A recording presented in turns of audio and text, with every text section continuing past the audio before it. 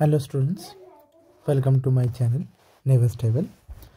আমি তোমাদের দাদা ভাস্কর। তো আমার কিছু স্টুডেন্টস কয়েকটা প্রশ্ন নিয়ে আমাকে বলেছে, মানে তাদের সামনেই মাধ্যমিক পরীক্ষা, তো সেগুলোকে যদি আমি একটু ক্ল্যারিফাই করে দিই।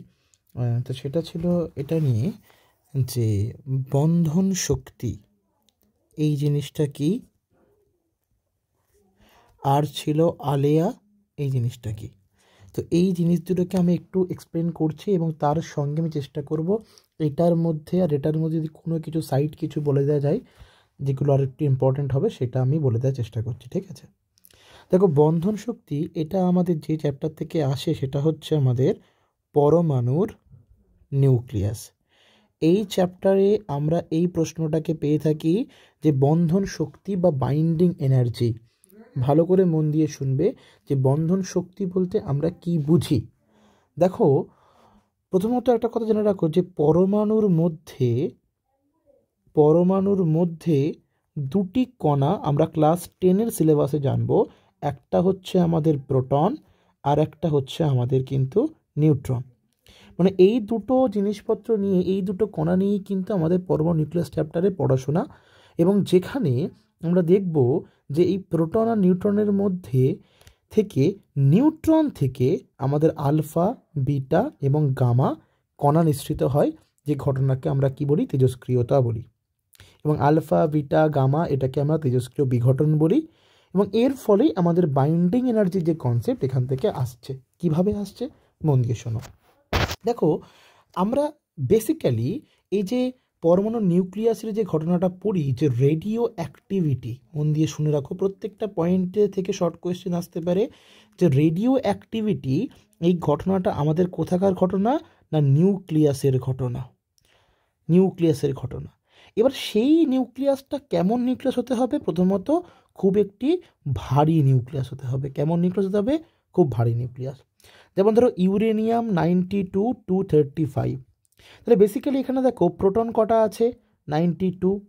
ইলেকট্রন কটা আছে? এই অবস্থা যেহেতু এর মধ্যে কোনো প্লাস বা মাইনাস চার্জ কিছু আমি ইনক্লুড করিনি, সো ইলেকট্রন 92।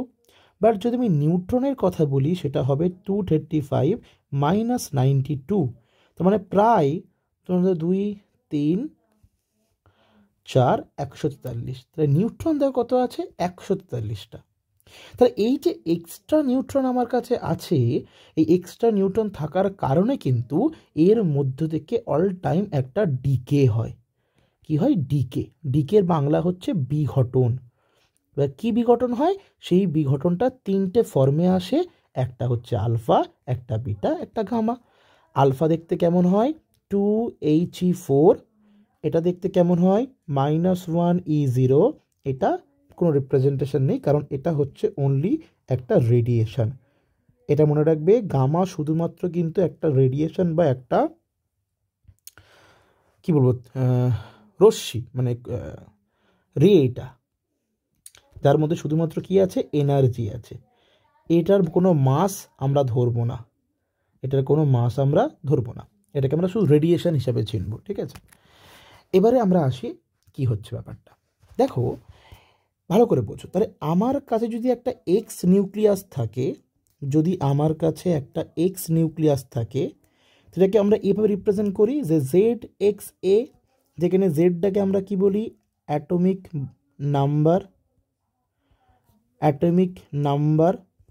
আর এটাকে আমরা কি বলি? Atomic mass. এবার দেখতেই পাচ্ছ, যদি এখান থেকে আলফা কণা একটা বার হয় তাহলে সেটা জেডের ওপরে এফেক্ট ফেলবে, এর ওপরে এফেক্ট ফেলবে। দেখো, জেড এখানে 2 আছে, আর মানে তোমার ধরো অ্যাটমিক নাম্বারের 2 আছে, এর 4 আছে। তাহলে যদি একটা আলফা বার হয় তাহলে মানে এই জিনিসটা বার হচ্ছে আলফা, মানে কি? এটা হিলিয়াম কণা। যদি এটা বার হয়ে যায় তাহলে জেড থেকে 2 কমে যাবে, এ থেকে 4 কমে যাবে। সেই টপিকটা আমি দীর্ঘায়িত করছি না, আমি মেন টপিকটা ভালো করে বলে দিচ্ছি, মন দিয়ে শুনে নাও। যে তাহলে যে দেখো, ধরি আনসারে যাচ্ছি, হ্যাঁ, ধরি এক্স একটি তেজস্ক্রিয় নিউক্লিয়াস যার প্রকাশ XZA, যেখানে জেড হচ্ছে অ্যাটমিক নাম্বার আর এ হচ্ছে অ্যাটমিক মাস। ওকে, ক্লিয়ার হলো? এবার দেখো, যদি একটি প্রোটনের ভর যদি এমপি হয়, তাহলে কটা প্রোটন আছে বাবু একটা নিউক্লিয়াসের মধ্যে? জেডটা প্রোটন আছে। তাহলে একটি প্রোটনের ভর যদি এমপি হয়, তাহলে জেডটি প্রোটনের ভর কত হবে? Z MP. একইভাবে একটি নিউট্রনের ভর যদি আমার এম এন হয়, তাহলে নিউট্রন করা হবে, দেখো জেডটাকে অ্যাটমিক নাম্বার বলছি, এটাকে মাস নাম্বার বলছি, তাহলে এ মাইনাস জেড এটা কি হবে? আমাদের নিউট্রন সংখ্যা। তাহলে এ মাইনাস জেড টি নিউট্রনের ভর কত হচ্ছে? এ মাইনাস জেড এম এন। ঠিক আছে, তাহলে ভালো করে বোঝো যে নিউক্লিয়াসের মধ্যে কে কে আছে? প্রোটন আছে আর নিউট্রন আছে। তবে প্রোটন আর নিউট্রনের যে মোট মাস, সেটাই হচ্ছে নিউক্লিয়াসটার মাস। তাহলে অতএব নিউক্লিয়াস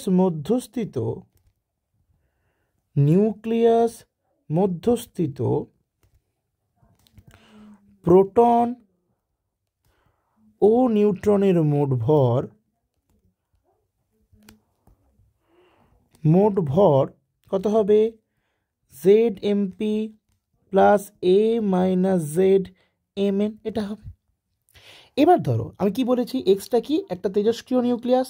দেখো তেজস্ক্রিয় নিউক্লিয়াস, তার মানে যেহেতু এক্স একটি তেজস্ক্রিয় নিউক্লিয়াস, তা থেকে সর্বদা কি হচ্ছে? সর্বদা বিঘটন হচ্ছে, বা সর্বদা তেজস্ক্রিয় বিঘটন ঘটছে। অতএব বিঘটনের ফলে বা বিঘটনের পরে সৃষ্ট নিউক্লিয়াসের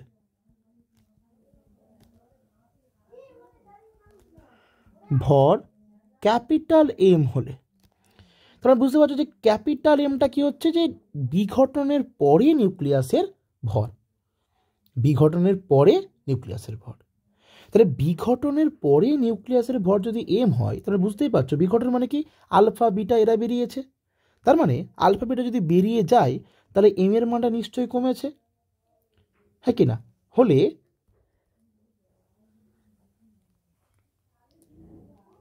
এই ভর আগের নিউক্লিয়াসের মোট ভরের থেকে কম হবে। এখন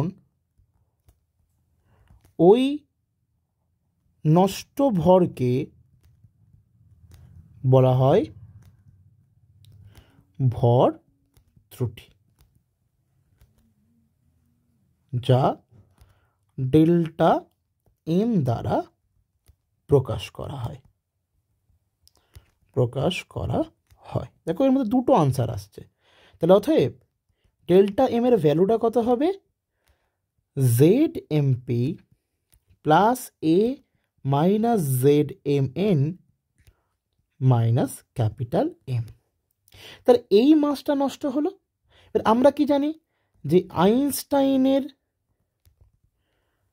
আইনস্টাইনের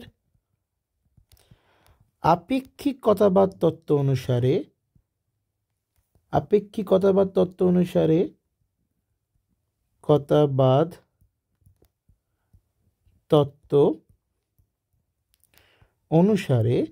কি জানি যে E equals to delta M C square, যেখানে সি হচ্ছে আমাদের কি? আলোর বেগ। ভালো করে বোঝো, সি হচ্ছে আমাদের কি আলোর বেগ। তাহলে এটা কি ফর্মুলা, যে পরিমাণ মাস যদি কোনো অ্যাটমিক লেভেল থেকে কোনো কারণে অবলুপ্ত হয় বা নষ্ট হয় সেটা সম পরিমাণ এনার্জিতে কনভার্ট হয়ে যাবে, এবং তার ফর্মুলাটা হচ্ছে E=mc²। তাহলে কতটা এনার্জি তৈরি হচ্ছে যদি একটা বিঘটন হয়, E= ডেল্টা এম ভ্যালু কত, ZmP plus A minus Z mn minus capital M into c²। প্রায় এত পরিমাণ এনার্জি, মানে আমরা ক্যালকুলেট করে দেখেছি এই এনার্জিটা কত হয়, প্রায় 8.8 মেগা ইলেকট্রন ভোল্ট, এতটা এনার্জি রিলিজ হয়। তাহলে এই যে এনার্জিটাকেই বলা হচ্ছে কি বাইন্ডিং এনার্জি, এটাকেই বলা হয় বাইন্ডিং এনার্জি বা বাংলাতে বন্ধন শক্তি, বা বাংলাতে বন্ধন শক্তি। কেন?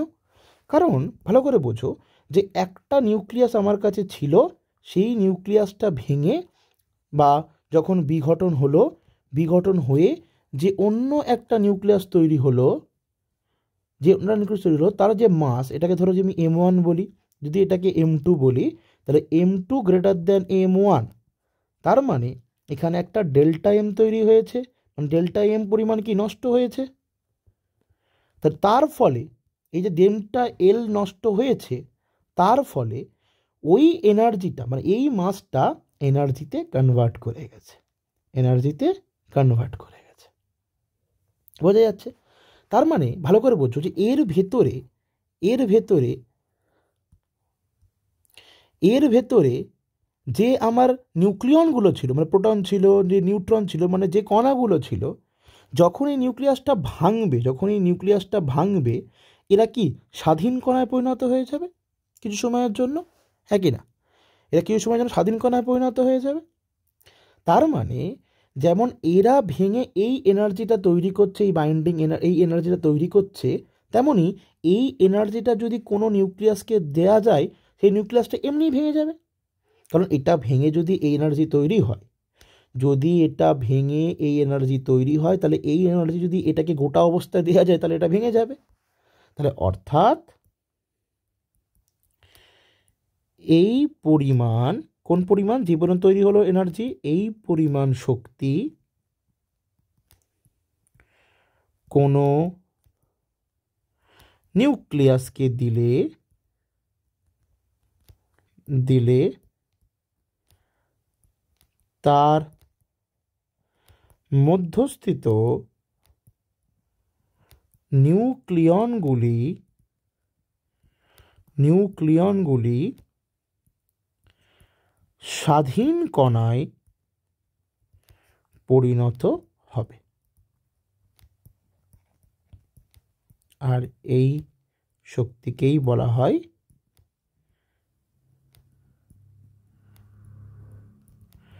বন্ধন শক্তি। ক্লিয়ার হলো? ওকে, এরপরে যেটা পড়ে আছে আমাদের কি না আলেয়াটা আমি হালকা করে একটু বলে দিই, বেশি ইম্পর্টেন্ট না। আলেয়া জিনিসটা, এই যে আলেয়া, এইটা আমরা কোন চ্যাপ্টারে পাবো? এটা আমরা পাবো জৈব রসায়নে।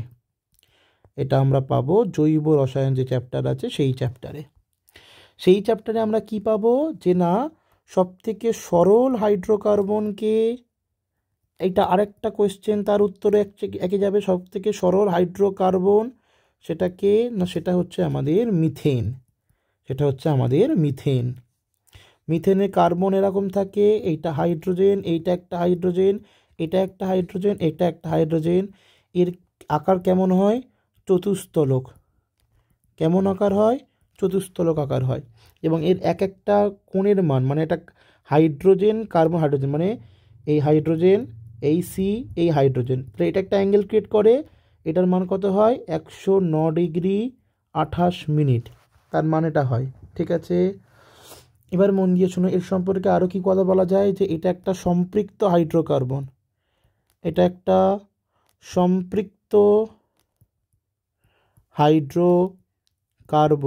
তার কারণ কি, এর একটি কার্বন চতুর্যোজ্যতা সম্পন্ন, তাই একে আমি হাইড্রোকার্বন বলবো, মানে সম্পৃক্ত হাইড্রোকার্বন বলবো, মানে আর কার্বন ফার্দার রিয়াকশন করতে যাবে না। এবারে এই যে মিথেন, তার একটা বিশেষ গুণ আছে, এটা অত্যন্ত দাহ্য। মানে এ যদি কোনো কারণে অক্সিজেনের সংস্পর্শে আসে, যদি অক্সিজেনের সংস্পর্শে যদি এটি আসে, তাহলে এটি কি হয়, নীল শিখায় জ্বলে ওঠে। কোন শিখায়? নীল শিখায় জ্বলে ওঠে। ঠিক আছে, এবং এটা পাওয়া যায় কোথায়? এটা পাওয়া যায় কোথায়? এটা পাওয়া যায় হচ্ছে তোমার পচা জায়গায়, পচা জায়গায়।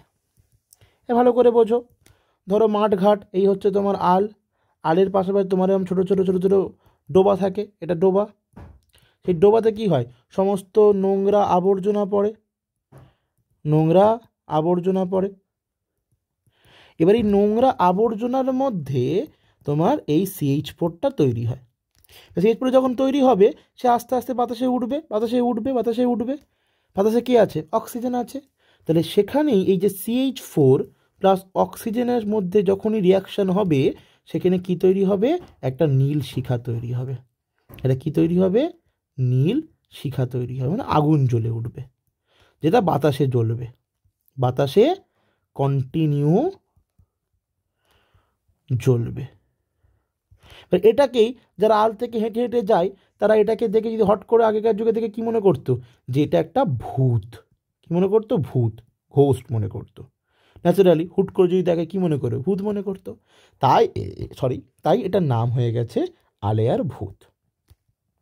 আলেয়ার ভূত। ব্যাপারটা আদতে কিছুই নয়, যে CH4 অক্সিজেনের সংস্পর্শে এলেই নীল শিখায় জ্বলে ওঠে, একেই আলেয়ার ভূত বলে, একেই আলেয়ার ভূত বা আলেয়া বলে। ক্লিয়ার হয়েছে? ওকে, চলো পরে কোনো কোয়েশ্চেন আসলে আমাকে অবশ্যই কমেন্ট করে জানাও, আমি নিশ্চয়ই সেটাকে উত্তর দেওয়ার চেষ্টা করবো যতদিন পারবো। ঠিক আছে, চলো।